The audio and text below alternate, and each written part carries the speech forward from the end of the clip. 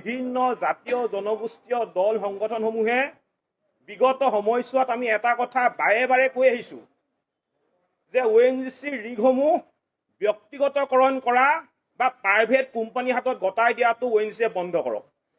কিন্তু ONGCয়ে আমাৰ কথা নুশুনি নিজৰ মৈমতালিৰ মতে কামবিলাক কৰি আছে।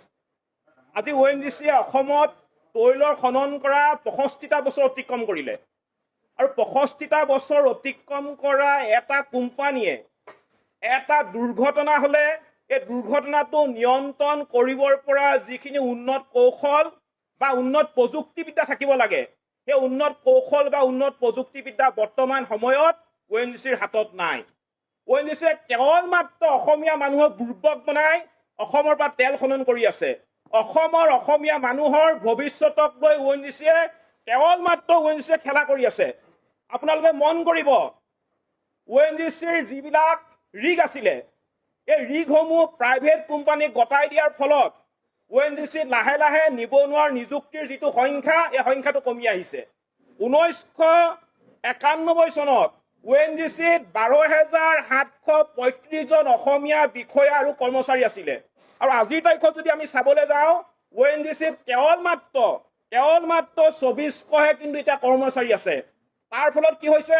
তাৰ ফলত ONGCৰ তেলৰ যিটো উৎপাদনটো কমি আহিছে আৰু ONGCয়ে কি কৰিছে? ONGCয়ে 65 বছৰীয়া যিটো তেওঁলোকৰ অভিজ্ঞতা 65 বছৰীয়া অভিজ্ঞতাক ONGCয়ে আৰুকাণ কৰি এতিয়া লাহে লাহে ONGCয়ে তেল চুৰ চাউল চুৰ বিলাকক ৰিগসমূহ গতাই দিবলৈ ধৰিছে আৰু এই ৰিগসমূহ তেল চুৰ চাউল চুৰ বিলাকক গতাই দিয়াৰ ফলত আজি দুৰ্ঘটনা সংঘটিত হ'লে ভটিয়াপাৰৰ স্থানীয় ৰাইজে যেনেধৰণে সমস্যাৰ সন্মুখীন হ'বলগীয়া হৈছে ঠিক তেনেদৰে অসমৰ বিভিন্ন প্ৰান্তৰ ৰাইজে কিন্তু সমস্যাৰ সন্মুখীন হ'বলগীয়া হৈছে।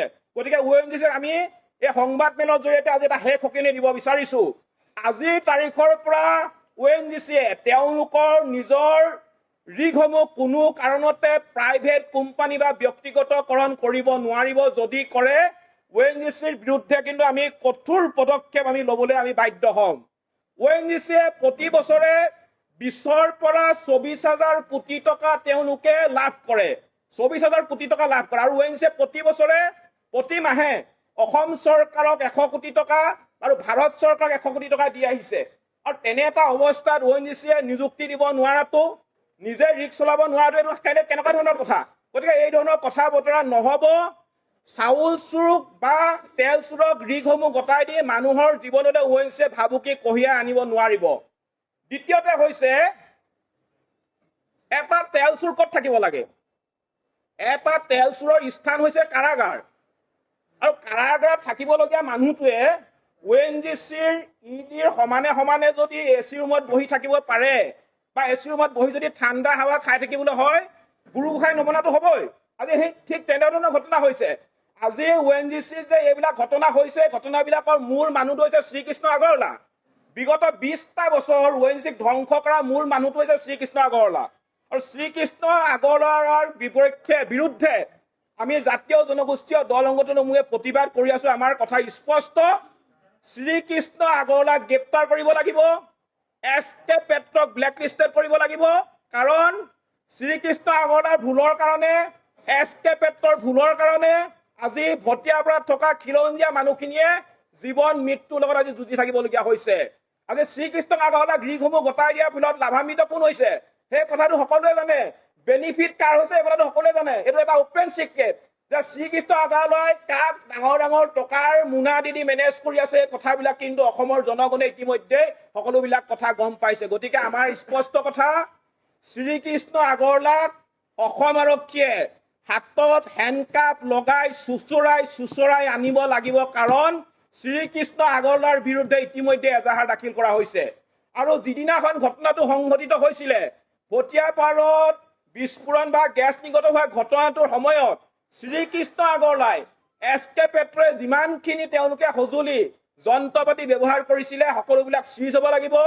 সেইদিনাখন SK পেট্ৰৰ যিসকল কৰ্মচাৰী তাত নিয়োগ হৈ আছিলে তেওঁলোকক আটক কৰি সোধাবোচাৰ কাৰণে আনিব লাগিব। লগতে শ্ৰীকৃষ্ণৰ আগৰৱালাৰ বিৰুদ্ধে অসম আৰক্ষী অৰ্থনৈতিক অপৰাধ অনুসন্ধান শাখা অসম আৰক্ষীৰ অৰ্থনৈতিক অপৰাধ অনুসন্ধান শাখাই এটা নিজাববীয়াকৈ গোচৰ ৰুজু কৰিবৰ কাৰণে আমি অনুৰোধ জনাইছোঁ। কাৰণ শ্ৰীকৃষ্ণৰ আগৰৱালাৰ বিৰুদ্ধে GSTকে ধৰি বিভিন্ন ধৰণৰ কৰ ফাঁকি দিয়াৰ কিন্তু অভিযোগ আছে।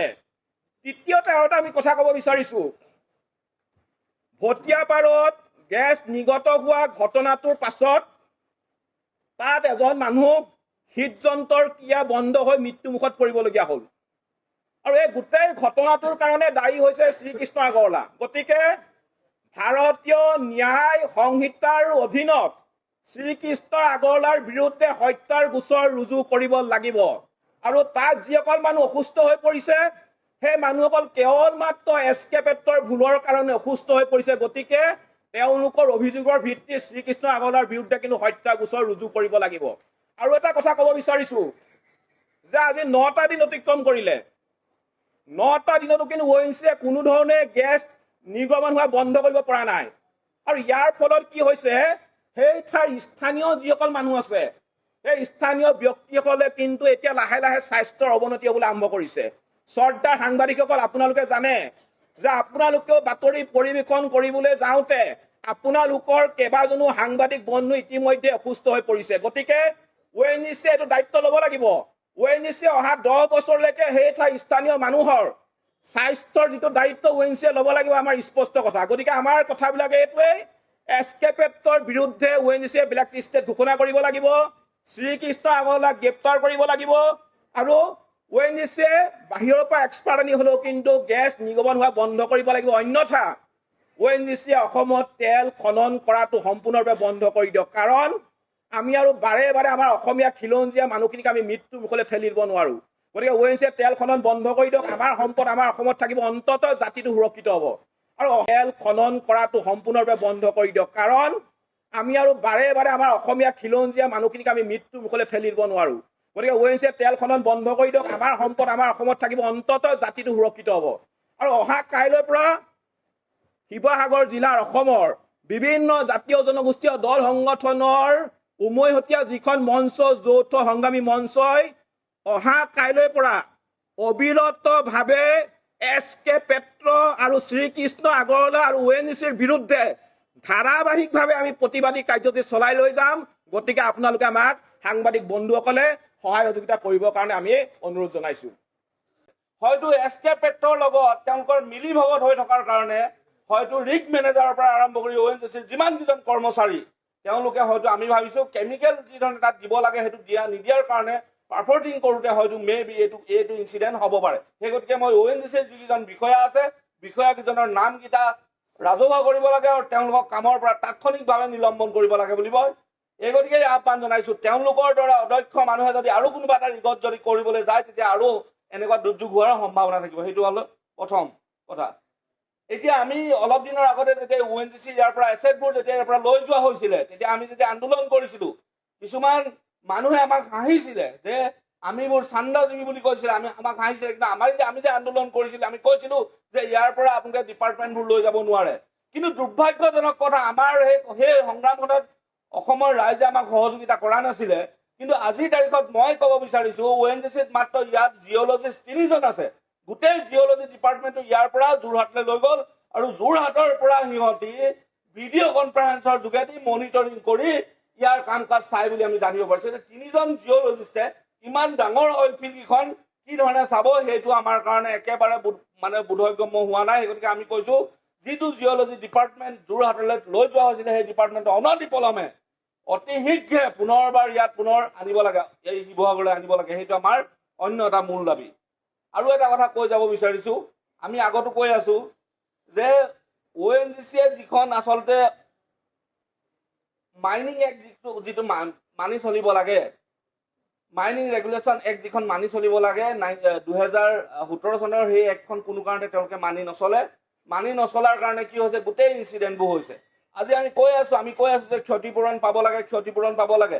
চৰকাৰে 25,000 টকা ক্ষতিপূৰণ দিছে। কিন্তু আমি যদি এই বিষয়টো যদি সঠিকভাৱে নাযাওঁ, সেই মানুহখিনিও ক্ষতিপূৰণ, যিসকল ক্ষতিগ্ৰস্ত হৈছে সেই মানুহখিনিও ক্ষতিপূৰণ নাপাব। এই গতিকে নাপাব। ONGCৰ ব্যাগম যিসকল এডভকেট আছে, যিসকলে আইনী মেৰ পাকৰ কথা বতৰা জানে, তেওঁলোকে সেই গোটেই বিষয়টো পকাই মেলি ন্যূনতম কিবা এটা তেওঁলোকক দি থৈ দিব আৰু এই প্ৰক্ৰিয়াটোৱে হৈ থাকিব। আৰু লগতে মই আৰু এটা কথা কৈ যাব বিচাৰিছোঁ, সেইদিনাখনি বিল আসিফ সেনাই য'ত SK পেট্ৰৰ বিৰুদ্ধে যি প্ৰতিবাদ কৰি আছিলে, প্ৰতিবাদ কৰি থাকোঁতে আমি দেখিছোঁ SK পেট্ৰৰ বিভিন্ন ধৰণৰ তাত কৰ্মৰত মানুহসকলে আহি কৈছে যে আমাৰ জীৱন জীৱিকা কি হ'ব, আমাৰ জীৱন জীৱিকা কি হ'ব, আমি প্ৰাইভেট ছেক্টৰত কাম কৰি আছোঁ, আমাৰ তেওঁলোকৰ 1500 মানুহ আছে বুলি ক'লে। মই তেওঁলোকক মুকলিকৈ সুধিছোঁ, আপোনালোকৰ 1500 মানুহ আছে, কিন্তু শিৱসাগৰ, যোৰহাট এই গোটেই অঞ্চলটোত লাখ লাখ মানুহ আছে যি অইল ফিল্ডৰ ওচৰে পাজৰে তেওঁলোকৰ ঘৰ, তেওঁলোকৰ পশুপালন কৃষি সকলো তাৰ লগত জড়িত। যদি এনেদৰেই যদি দুৰ্যোগ প্ৰত্যেকবাৰে হৈ থাকে, আমি সেই 1500 মানুহৰ কথা ভাবিম নে আমি গোটেই লাখ লাখ মানুহৰ কথা ভাবিম?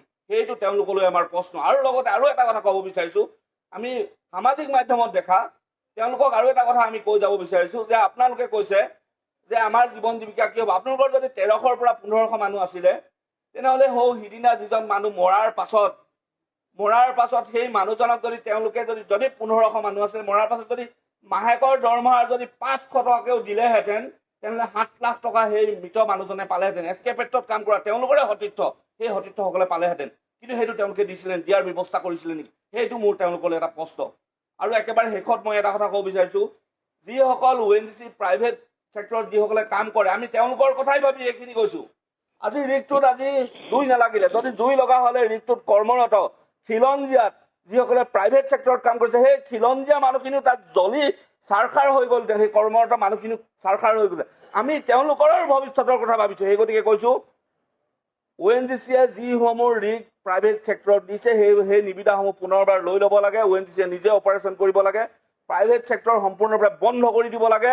আৰু লগতে আমি কৈছোঁ, যিসকল টেকনিকেল মানুহ, যিসকল বহি আছে, যিসকল মানুহক লৈ কাম কৰিব পৰা যায়, সেইসকলক লৈ আমাৰ যিটো PPP বুলি কয়, প্ৰাইভেট পাব্লিক পাৰ্টনাৰশ্বিপত মই অসম চৰকাৰলৈ আহ্বান জনাওঁ যে আপোনালোকৰ ইণ্ডাষ্ট্ৰী ইমান ব্যাগম এটা বিভাগ আছে, আপোনালোকে পাব্লিক প্ৰাইভেট পাৰ্টনাৰশ্বিপত এই গোটেই ৰিগসমূহ ONGCৰ ৰিগসমূহ আচলতে চলোৱাৰ কাৰণে এটা ব্যৱস্থা গ্ৰহণ কৰিব লাগে। আমি আগন্তুক দিনত আহোম সেনাৰ তৰফৰ পৰা এই বিষয়টো লৈ আমি মুখ্যমন্ত্ৰীৰ দ্বাৰস্থ হ'ম, মুখ্যমন্ত্ৰীৰ ওচৰলৈ যাম, যাতে এই প্ৰাইভেট এই কৃষ্ণ আগৰৱালাৰ নিচিনা মানুহ, এনেকুৱা মানুহবোৰৰ হাতত অসমৰ তৈল ক্ষেত্ৰটো একেবাৰে সুৰক্ষিত নহয়। ৰাজ্য চৰকাৰে এটা ইনিচিয়েটিভ ল'ব লাগে, যাতে প্ৰাইভেট পাব্লিক পাৰ্টনাৰশ্বিপৰ যোগেদি এই ৰিগসমূহ চলোৱাৰ ব্যৱস্থা কৰিব লাগে। অসম চৰকাৰে ইয়াত সম্পূৰ্ণ সহযোগিতা কৰিব লাগে, মেন পাৱাৰ দিব লাগে, প্ৰাইভেট ছেক্টৰৰ মানুহখিনিৰ পৰা ফাইনেন্স ল'ব লাগে, যাতে আমাৰ নিবনুৱা সমস্যাটো সমাধান হ'ব, এটা উন্নত প্ৰযুক্তিৰে কাম হ'ব। আৰু লগতে এইবোৰ যিটো বেমেজালি হৈ আছে, প্ৰাইভেট ছেক্টৰত কাম কৰা মানুহখিনিৰ 4 বছৰীয়া এক্সপিৰিয়েঞ্চ নথকাৰ পাছতো যে এখন ভুৱা গেছ এক্সপিৰিয়েঞ্চ এখন বনাই দিয়ে, সেইবোৰ নাইকিয়া হ'ব। আৰু লগতে আমাৰ যিখিনি টেকনিকেলি পাছ হৈ থকা ল'ৰা ছোৱালী কৰ্মৰত হ'ব, এটা নিয়োগ পাব, এই কথাটোকে আমি ক'ব বিচাৰিছোঁ। ইয়াকে ক'লোঁ, ইয়াকে কৈ মোৰ বক্তব্য